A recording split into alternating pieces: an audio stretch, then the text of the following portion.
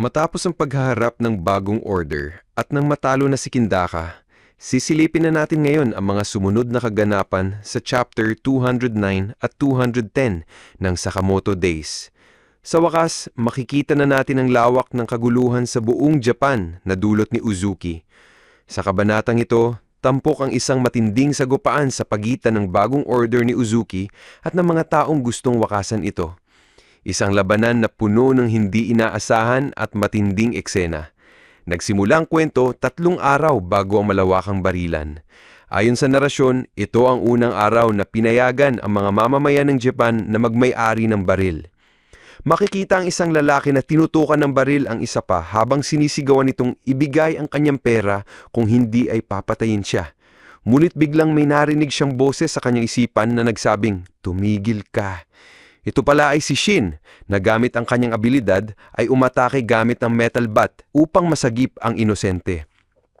Habang nagpapatuloy ang kaguluhan, si Bo ay makikitang sinisira ang mga baril ng mga tao at sinabing, "Kayong mga amateur, hindi kayo dapat gumagamit nito." Nagulat ang ilan nang mapansin nilang nawawala ang kanilang mga baril na kinukuha pala ni Kindaka. Kasama rin si Nashim at sa paligid ay naririnig ang reklamo ng mga tao, "Hoy! Ang mga lalaking yun ay sinisira ang atang mga baril." Ayon kay Boyd, imposible maubos nila yung mga ito. Pero sagot ni Shin, mas mabuti na ito kaysa wala silang ginagawa sa sitwasyon ngayon. Nagtanong si Hisuke kung nasa na ang mga pulis. At ayon kay Kindaka, nagkasundo na ang JNA at mga pulis. Nagmungkahi si Shin na atakehin ang mismong JAA HQ upang mapigilan ang pamimigay ng mga baril sa mga mamamayan. Bigla namang dumating ang isang grupo ng lalaki at sinigawan sila, "Hoy mga gunggong! Ano bang ginagawa nyo?" Ayon kay Boyd, galing daw ang mga ito ng JAA. Tinanong ni Shin kung bakit sila sumusunod kay X. Sagot ng kalaban, mas maayos na raw ang kasalukuyang sistema. Dahil tinaas ni X ang estado ng mga assassin, hindi na sila kailangan magtago. Pero hindi ito tinanggap ni Shin. Para sa kanya, hindi patayan ang sagot sa lahat. Maya-maya pa, natalo agad ng grupo ng JAA. Ayon sa isa, nakakainis ang lakas nila. Isa pang kalaban ang nagsabi na nasasayang lang sina Shin ang lakas dahil sa bagong lipunang ito, ang mga katulad nila ay madudurog lang na parang insekto. Ayon kay Boyd, bagamat ayaw niyang aminin, may punto ang kalaban. Ang buong order ay laban sa kanila.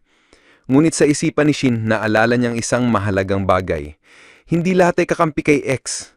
Flashback, narinig niya noon ang iniisip ni Shishiba na hindi raw ito kakampi ni X. Basta, huwag lang humarang si Shin dahil sa wakas ay nasa posisyon na si X na mas gusto ni Shishiba. Dagdag pa nito, mabait daw si Hisuke. Sa kasalukuyan, nagtatanong si Shin sa sarili niya kung ano talaga ang plano ni Shishiba laban kay X. Sa loob naman ng JAA HQ, makikita si Uzuki na nagsasaya at nagsabing, "Magdiwang tayo para sa pagsilang ng pinakamalakas na grupo ng assassin sa buong kasaysayan." Tahimik ng si Shishiba at pinagmamasdan si Uzuki habang iniisip, nasa loob pala ba talaga ni X ang taong yon? Pagkatapos ng pangyayaring ito, ipinakita ang isang eksena matapos ang insidente sa museum. Kumakain si Shishiba kasamang isang lalaki. Sabi ni Shiba kay Shishiba na kung si Mr. Takamura ay nasa loob ni X, kailangan nila itong atakihin, ngunit sa isang maingat na paraan. Dahil kung sasablay sila, magiging malaki ang problema. Sa kasalukuyan, kinausap ni Shishiba si Usaragi at sinabing, "Usaragi, huwag kang sumunod sa akin." Nagtanong si Usaragi, "Bakit?" Sagot ni Shishiba, "Hindi mo na kailangang kalabanin pa ang mga tao rito." Tugon ni Usaragi, "Pero ayoko sa mga taong yon." Sabi ni Shishiba, "Ayos lang, sumabay ka lang sa kanila." Ang society na ito na nakasentro sa mga assassins na gustong-gusto ni Oki ay bagay din naman sa'yo. Sumagot si Usaragi kaya't umalis na si Shishiba. Habang paalis na siya, sinabi ni Usaragi, "Mr. Shishiba." Tanong ni Shishiba, "Bakit?" Sabi ni Usaragi, "Kalaban na pala tayo." Ngumiti si Shishiba at sinabing, "Oo, tama ka. Ayos lang yan." Sa isip ni Shishiba, nasabi niya na mas madali na lang ito, parang pagtanggal ng maliit na dumi sa mata. Simple, pero satisfying. Pakiramdam niya, ang trabahong ito ay talagang bagay sa kanya noon. Pero ngayon, sawa na siya sa pagpatay.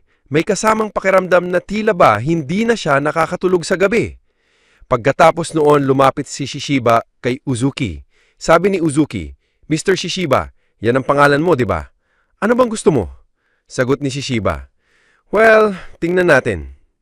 Sa tingin ko ay hindi pwede. Nakatingin lang si Uzuki sa kanya, pero mamaya'y umatake na si Shishiba. Nasangga ito ni Uzuki gamit ang hawakan ng kanyang katana. Nilapit ni Shishiba ang katana sa kanya, saka sinipa si Uzuki. Napaatras si Uzuki pero ibinaon ni Shishiba ang kanyang martilyo sa tela ng damit nito para makalapit ulit. Sa isipan niya, sinabi niya na bago pa lumabas si Mr. Takamura, tatapusin na niya ito agad. Sunod-sunod na mabilis na inatake ni Shishiba si Uzuki hanggang sa napin down niya ito, ngunit bago niya tuluyang tapusin, nagsalita si Uzuki. Napansin ni Shishiba na may nakatutok na palang weapon sa kanya, si Oki. Sabi ni Shishiba, Oki. Sagot ni Oki, sayang Shishiba. Naghanda si Torbes pero naiwasan ni Shishiba ang atake. Ayon kay Oki, matagal na nang niyang iniisip ang ganitong sitwasyon simula nang malaman niyang buhay pa si Yotsumura. Sabi ni Torbes, pasikreto ka ring nakikipag-usap sa walang hiyang lalaking yun na may mga tattoo sa katawan. Hindi kita hate, Shishiba, pero wala akong choice. Tanong ni Oki, bakit Mr. Shishiba? Sagot ni Shishiba, well, sabihin na lang natin na masyadong mabigat ito para pasanin. Sabi ni Oki, akala ko ba mas matalino ka pa rito, Shishiba? Sabay inatake niya si Shishiba. Naiwasan ito ni Shishiba at pinalo ng martilyo. Ngunit sumugod si Torbes mula sa likod at tinamaan si Shishiba. Agad namang tumalon si Oki at sinampas si Shishiba gamit ang kanyang weapon. Dalawang magkasunod na atake ang natanggap ni Shishiba. Pero napansin ni Oki na kahit anuman ay nagawa pa ring makasugod ng duguan si Shishiba. Tanong ni Oki, may huling salita ka pa ba, Shishiba? Sagot ni Shishiba, oo, may ilan. Mapag-arawan sa impyerno si Oki. Habang nakatayo si Oki sa harap niya, sa likod naman nito ay makikitang nasa ere si Usaragi at umatake ngunit nasangga ito ni Oki. Sabi ni Usaragi, Mr. Shishiba, may narealize ako. Hindi ito ideal na mundo kung may mga tao pa rin dito na kinakamumuhi mo. Sagot ni Shishiba, totoo. Okay, patayin na natin sila. Pagkatapos noon ipinakita ang isang flashback sa isang farm. Makikita ang batang Usaragi na duguan at kakarating lang ni Shishiba. Sabi ni Shishiba, may narinig akong maraming assassins ang nawawala rito sa Tohoku region, kaya dumating ako para tingnan ng sitwasyon. Tinanong pa niya si Usaragi, ikaw ba ang gumawa ng lahat ng to? Makikita sa paligid ang mga bangkay habang nakaupo lang si Usaragi.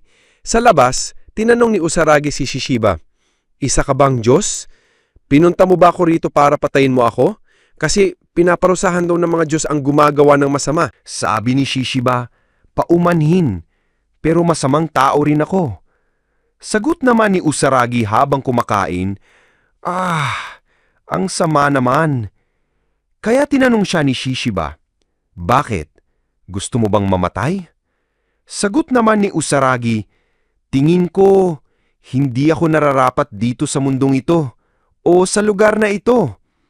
Kaya sabi ni Shishiba, gusto mo bang sumama sa akin? May lugar doon para sa mga kagaya natin. Nagulat si Usaragi sa sinabi ni Shishiba. Balik sa kasalukuyan, sinabi ni Oki kay Shishiba, ayos yang tool na napurot mo. Pero sagot ni Shishiba, hindi siya bagay, Oki. Tugon naman ni Oki habang naghahanda, hindi natin kailangan ng malalakas. Mga pawn lang. Biglang umatake si Oki pero naiwasan ng dalawa. Habang nasa ere, inutusan niya si Torres. Ipinatong ni Torres ang dalawang kamay sa sahig at gamit ang weapon niya ay bumukas ang lupa. Nahulog sina Shishiba at Usaragi sa ibaba kung saan maraming assassins ang naghihintay. Kaagad sinabi ni Oki sa mga assassins, kung sino ang makakapatay sa dalawa, makakasali sa order. May dalawang bakanteng upuan para sa inyo. Patayin nyo ang mga traidor na yan. Naghandang lumaban sina Shishiba at Usaragi.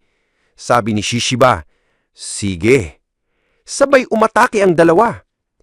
Si Shishiba, gamit ang martilyo, ay nakapatay ng sunod-sunod na assassin. May isa pang umatake mula sa gilid pero nasalag niya ito at mabilis na pinugutan ng ulo. Samantala, si Usaragi naman ay inatake ng sabay-sabay. Ngulit itinapat lang niya ang weapon sa pader, pinaikot ito ng napakabilis at siya mismo ay umiikot sa paligid ng pader, pinagpapatay ang mga kalaban. Sabi ni Torres, ibang klase sila. Ayon kay Oki, grabe, parang mga hayop na nagwawana. Ang hangin dito, punong-puno ng dugo. Dito, biglang dumilat ang mata ni Uzuki dahil naramdaman niya ang presensya ni Takamura. Nagulat sina Oki at Torres. Sa gitna ng laban, napansin din ni Shishiba ang aura. Sabi niya, tama pala, si Mr. Takamura ay nagre-react sa bloodlust.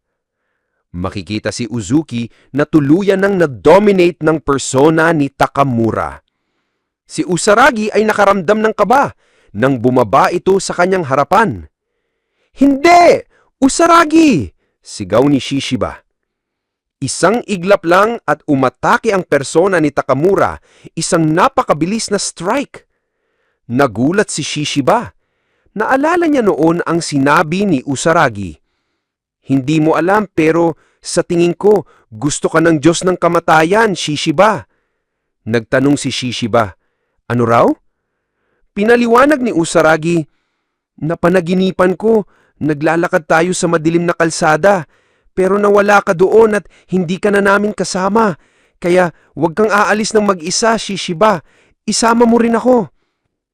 Balik sa kasalukuyan, nilapitan agad ni Shishiba ang Usaragi. Kumilos siya ng napakabilis at nagawa niyang sugatan ng katawan ng persona ni Takamura. Sa isipan niya, hindi ko hahayaang mamatay si Usaragi, hinding-hindi. Muling umatake si Shishiba pero laking gulat niya nang biglang nasa leeg na ng blade ng persona ni Takamura. Buti na lang nahinto ito nang sinalag ng persona ang isang bala na naka-aim sa kanyang ulo. Lalo pang dumilim ang tingin ni Takamura at dito dumating si Kamihate. Iproprotektahan ko si Usaragi.